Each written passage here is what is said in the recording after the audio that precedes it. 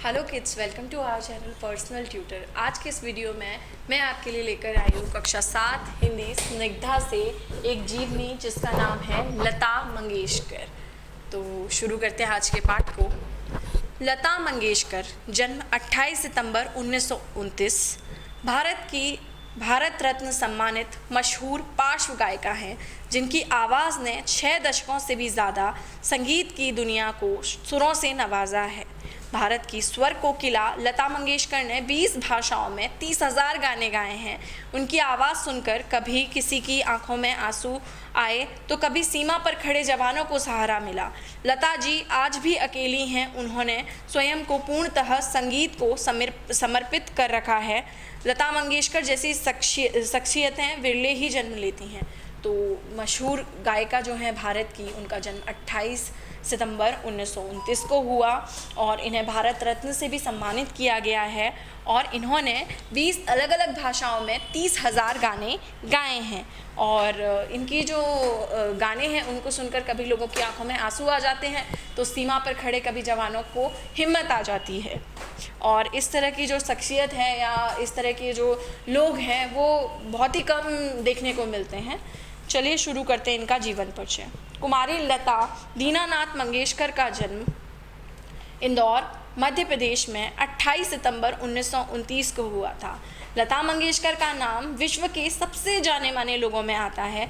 लता मंगेशकर के पिता दीनानाथ मंगेशकर एक कुशल रंगमंचीय गायक थे। दीनानाथ जी ने लता को तब से संगीत सिखाना शुरू किया जब वे 5 साल की थी। उनके साथ उनकी बहनें आशा, उषा, मीना भी सीखा करती थीं। लता अमान अली खान साहिब और बाद में अमानत खान के साथ भी पढ़ी। लता मंगेशकर हमेशा से ही ईश्वर के द्वारा दी गई सुरीली आवाज़, जानदार अभिव्यक्ति व बात को बहुत जल्द समझ लेने वाली अविश्वसनीय क्षमता का उदाहरण रही हैं। तो ये जो हैं इनके जो फादर थे दीनानाथ मंगेशकर जी, वो क्या थे, एक जाने माने रंगमंचीय गायक थे। और ये बचपन से ही संगीत सीखना लता मंगेशकर जी ने शुरू कर दिया था। इनके साथ साथ इनकी बहनें आशा, उषा और मीना भी गाना सीखती थीं। और लता मंगेशकर जो जी थी, जो उन्होंने अमान अली खान साहिब के साथ में और अमानत खान साहब के साथ में भी पढ़ाई की, ठीक है। और इनकी जो आवाज़ थी वो इतनी सुरीली थी, ऐसा लगता था भगवान का आशीर्वाद है, ठीक है। और अविश्वसनीय क्षमता थी उनके अंदर किसी भी चीज़ को बहुत जल्दी समझ लेने की। इन्हीं विशेषताओं के कारण उनकी इस प्रतिभा को बहुत जल्द ही पहचान मिल गई थी। 5 वर्ष की छोटी आयु में ही उनको पहली बार एक नाटक में अभिनय करने का अवसर मिला। शुरुआत अवश्य अभिनय से हुई, किंतु उनकी दिलचस्पी तो संगीत में ही थी। तो पहली बार रंगमंच पर आने का मौका लता मंगेशकर जी को 5 साल की उम्र में मिल गया था। भले ही उनको अभिनय करने को मिला, लेकिन उनका जो बोल सकते हैं उनका जो रुझाव था वो गाने की तरफ ही था, संगीत की तरफ ही था। 1942 ईस्वी में हृदय गति रुक जाने के कारण पिता का देहांत हो गया। 13 वर्ष की अल्प आयु में ही लता जी को परिवार की सारी जिम्मेदारियां अपने नाजुक कंधों पर उठानी पड़ी। अपने परिवार के भरण पोषण के लिए उन्होंने 1942 से 1948 तक के बीच हिंदी व मराठी में लगभग 8 फिल्मों में काम किया। इनमें से कुछ के नाम हैं छिमुकला संसार 1943 में आई, गजा भाव 1944 में जो आई थी, बड़ी माँ 1945 में आई थी ये फिल्म, छत्रपति शिवाजी ये 1954 में आई थी आदि। लेकिन उनकी मंजिल तो संगीत ही थी और उनके पार्श्व गायन की शुरुआत 1942 में मराठी फिल्म कीती हसाल से हुई। दुर्भाग्यवश यह गीत काट दिया गया और फिल्म में शामिल नहीं हुआ। तो जब लता जी 13 साल की थी तो उनके पिता का क्या हो गया, देहांत हो गया सन 1942 में। उनको हार्ट अटैक आया और इस वजह से उनका देहांत हुआ। अब जो लता जी थी उनके नाजुक कंधों पर अपने परिवार के भरण पोषण, पालन पोषण की जिम्मेदारी आ गई। फिर उन्होंने क्या किया, 1942 से 1948 तक के बीच में लगभग 8 हिंदी और मराठी फिल्मों में काम किया। 1942 में उन्होंने पहली बार गाया एक फिल्म के लिए, कीती हसाल, मराठी फिल्म थी ये, लेकिन कुछ ऐसा हुआ कि ये फिल्म के अंदर उनके गाए हुए इस गाने को लिया नहीं, उसे फिल्म से हटा दिया गया।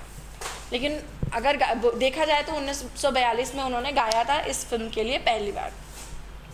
सफलता की राह कभी भी आसान नहीं होती, बिल्कुल सही लिखा हुआ है। जब भी हम जीवन में आगे बढ़ने की कोशिश करते हैं, कोई ना कोई मुसीबत तो आती ही है, और सफलता आसानी से तो किसी को भी नहीं मिलती। लता जी को भी अपना स्थान बनाने में बहुत कठिनाइयों का सामना करना पड़ा। कई संगीतकारों ने तो उनको शुरू में पतली आवाज़ के कारण काम देने से साफ मना कर दिया, लेकिन धीरे धीरे अपनी लगन और प्रतिभा के बल पर उनको काम मिलने लगा। तो अगर हम देखें तो हिंदी सिनेमा में शुरुआत में जो है वो मोटी और भारी आवाज़ जिनकी रहती थी, उनको गाने का जल्दी अवसर मिल जाता था। लता जी की आवाज़ जो थी वो पतली थी, तो इस कारण बहुत सारे लोगों ने उन्हें क्या किया, काम देने से साफ मना कर दिया। अब यहाँ दिया हुआ है संगीत में पहला कदम। 1942 में पहली बार गाने का पार्श्व अनुभव इनको मिला। 1943 में पहला हिंदी गाना इन्होंने गाया। 1947 में हिंदी फिल्मों में पार्श्व गायन आपकी सेवा में के रूप में पहला गीत इन्होंने गाया। 1949 में प्रसिद्ध फिल्म बारात, अंदाज, दुलारी और महल में पार्श्व गायन इन्होंने किया। नाम गुम जाएगा, चेहरा ये बदल जाएगा, मेरी आवाज़ ही पहचान है, गर याद रहे। यह गीत लोग कभी नहीं भूल सकते, और लता जी का व्यक्तित्व भी इस गीत से झलकता है कि भले ही मेरा नाम गुम जाए या चेहरा बदल जाए, पर उनकी आवाज़ कोई भी नहीं भूल सकता। तो लता जी जो हैं, भले ही उनका चेहरा आप बदल दो, नाम उनका गुम हो जाए, लेकिन जब भी हम लता जी की आवाज़ सुनते हैं तो हम समझ जाते हैं कि ये लता जी की ही आवाज़ है, पहचानने में समय नहीं लगता। लता जी की अद्भुत कामयाबी ने उनको फिल्मी जगत की सबसे मजबूत महिला बना दिया था। लता जी को सर्वाधिक गीत रिकॉर्ड करने का भी गौरव प्राप्त है। हिंदी गीतों के अतिरिक्त उन्होंने गैर फिल्मी गीत भी बहुत खूबी के साथ गाए हैं। लता जी की प्रतिभा को पहचान मिली सन 1947 में, जब फिल्म आपकी सेवा में उन्हें एक गीत गाने का मौका मिला है। इस गीत के बाद उन्हें फिल्म जगत में एक पहचान मिल गई और एक के बाद एक कई गीत गाने का मौका मिला। इनमें से कुछ प्रसिद्ध गीतों का उल्लेख करना यहाँ अप्रासंगिक न होगा। जिसे अपना पहला प्रसिद्ध गीत कहा जाता है वह 1949 में गाया गया, आएगा आने वाला, जिसके बाद उनके प्रशंसकों की संख्या दिनों दिन बढ़ने लगी। इस बीच आपने उस समय के सभी प्रसिद्ध संगीतकारों के साथ काम किया, जैसे अनिल विश्वास, सलिल चौधरी, शंकर जयकिशन, एस.डी. वर्मन, आर.डी. वर्मन, नौशाद, मदन मोहन, सी रामचंद्र इत्यादि। सभी संगीतकारों ने उनकी प्रतिभा का लोहा माना। तो भले ही पाँव जमाने में मेहनत करनी पड़ी लता जी को, लेकिन अपनी प्रतिभा का जो लोहा है वो उन्होंने उस समय के सारे महान संगीतकारों से मनवा ही लिया था। आपने अपनी आवाज़ के जादू से महल, बरसात, एक थी लड़की, बड़ी बहन आदि फिल्मों की लोकप्रियता में चार चांद लगाए। इस दौरान आपके कुछ प्रसिद्ध गीत थे, ओ सजना, बरका बहार आई, ये गाना है परख फिल्म का जो कि 1960 में आई थी। आजा रे परदेसी, ये गाना है मधुमती फिल्म जो कि 1958 में आई थी। इतना ना मुझसे तू प्यार बढ़ा, ये छाया फिल्म का गीत है जो कि 1961 में आई थी। अल्लाह तेरो नाम, ये हम दोनों फिल्म का गाना है जो कि 1961 में आई थी। एहसान तेरा होगा मुझ पर, ये जंगली पिक्चर का गाना है जो कि 1961 में आई थी। ये समा, ये गाना है जब फूल खिले पिक्चर का, ये 1965 में आई थी आदि। ये कुछ इनके महत्वपूर्ण गाने हैं जो इन्होंने उस समय पे गाए थे, उस दशक में गाए थे। 1962 के भारत चीन युद्ध के बाद शहीदों को श्रद्धांजलि देने के लिए एक कार्यक्रम का आयोजन किया गया। इसमें तत्कालीन प्रधानमंत्री पंडित जवाहरलाल नेहरू जी उपस्थित थे।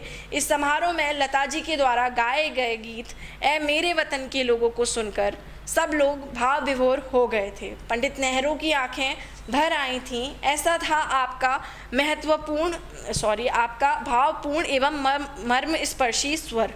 तो उस समय पे जब युद्ध हुआ था भारत चीन का, भारत ने अपने बहुत सारे सैनिकों को खोया था, तो उन वीर सपूतों के सम्मान में एक कार्यक्रम हुआ। उस कार्यक्रम के दौरान लता जी ने गाना गाया था ए मेरे वतन के लोगों। इसे सुनकर उस समय के जो प्रधानमंत्री थे पंडित जवाहरलाल नेहरू, उन तक की आंखें भर आई थी। बाकी देशवासियों का तो फिर कहना ही क्या। आज भी जब देशभक्ति के गीतों की बात चलती है तो सबसे पहले इसी गीत का उदाहरण दिया जाता है। आपने गीत, गज़ल, भजन, संगीत के हर क्षेत्र में अपनी कला बिखेरी है। गीत चाहे शास्त्रीय संगीत पर आधारित हो, पाश्चात्य धुन पर आधारित हो या फिर लोक धुन की खुशबू में रचा बसा हो, हर गीत को लता जी अपनी आवाज़ के जादू से ऐसे जीवंत रूप में पेश करती हैं कि सुनने वाला मंत्रमुग्ध हो जाता है। चाहे कैसा भी गीत हो, चाहे वो देश के ऊपर हो, चाहे कोई वो लोकगीत हो, तो वो इस तरह से गाती हैं कि वो जो गीत है उसके जो शब्द हैं वो बोल उठते हैं हमारे सामने, है ना। एक कहानी सी चलने लगती है उनके गाने को सुनकर। संगीतिक उपलब्धियों के लिए लता जी को अनेक पुरस्कारों से नवाजा गया। संगीत जगत में विस्मरणीय योगदान के लिए लता जी को मिले कुछ प्रमुख पुरस्कारों के नाम हैं। फिल्म फेयर पुरस्कार, ये उन्हें 1958, 1962, 65, 49, 1993, 1994 में मिला। राष्ट्रीय पुरस्कार इनको मिला है 1972 में, 75 में और 90 में। महाराष्ट्र सरकार पुरस्कार इन्हें मिला है 1967 और 66 में। लाइफ टाइम अचीवमेंट पुरस्कार इनको मिला है फिल्म फेयर 1993 में, स्क्रीन 1996 में, जी सिने 1999 में, आईफा सन 2000 और स्टारडस्ट 2001 में। सन 1989 में इन्हें फिल्म जगत का सर्वोच्च सम्मान दादा साहब फाल्के पुरस्कार दिया गया। 1997 में राजीव गांधी पुरस्कार से इन्हें सम्मानित किया। सन 1999 में पद्म विभूषण NTR से इन्हें सम्मानित किया गया। सन 2001 में नूरजहां पुरस्कार, महाराष्ट्र भूषण पुरस्कार से इन्हें सम्मानित किया। सन 2001 में भारत सरकार ने आपकी उपलब्धियों को सम्मान देते हुए देश के सर्वोच्च पुरस्कार भारत रत्न से आपको विभूषित किया, यानी कि आपको इस सम्मान से नवाजा। लता जी को संगीत के अलावा खाना पकाने और फ़ोटो खींचने का भी शौक़ है। सन 1974 में दुनिया में सबसे अधिक गीत गाने का Guinness book record Lata ji ने बनाया। लता मंगेशकर जी को पहली बार सबसे बड़ा मौका फिल्म महल से मिला। उनका गाया गीत आएगा आने वाला बहुत प्रसिद्ध हुआ था। लता मंगेशकर जी ही एकमात्र ऐसी जीवित व्यक्ति हैं जिनके नाम से पुरस्कार दिए जाते हैं। लता मंगेशकर जी अभी भी रिकॉर्डिंग के लिए जाने से पहले कमरे के बाहर अपनी चप्पलें उतारती हैं और हमेशा नंगे पांव गाना गाती हैं। लता मंगेशकर ने आनंद गान बैनर तले फिल्म का निर्माण भी किया है और संगीत भी दिया है। तो इतनी बड़ी जो संगीतज्ञ हैं या मतलब इतनी बड़ी गायत्री जो हैं, वो क्या करती हैं, आज भी जब भी गाना गाती हैं, रिकॉर्डिंग रूम में जाती हैं, उससे पहले अपनी चप्पल उतार देती हैं, क्योंकि वो एकदम मंदिर की तरह मानती हैं उस रिकॉर्डिंग रूम को। जैसे वो भगवान की पूजा करने के लिए हम मंदिर के बाहर अपने चप्पल जूते उतार देते हैं, उसी तरह लता जी करती हैं रिकॉर्डिंग से पहले। तो ये जीवनी थी लता मंगेशकर जी की। यहाँ हमने उनके जीवन से जुड़े बहुत सारे पहलू हमने जाने, उन्हें कौन कौन सा पुरस्कार दिया गया, उन्होंने कब कब गाना शुरू किया, किस तरह से वो गाना गाती हैं, और मेरे वतन के लोगों जो उन्होंने गीत गाया, कब गाया, किस मौके पे गाया, वो सब बातें हमने इस वीडियो लेक्चर के थ्रू जानी हैं। आई होप आपको ये वीडियो लेक्चर पसंद आया होगा। वीडियो को लाइक कीजिए, साथ ही साथ चैनल को सब्सक्राइब कीजिए। Thank you.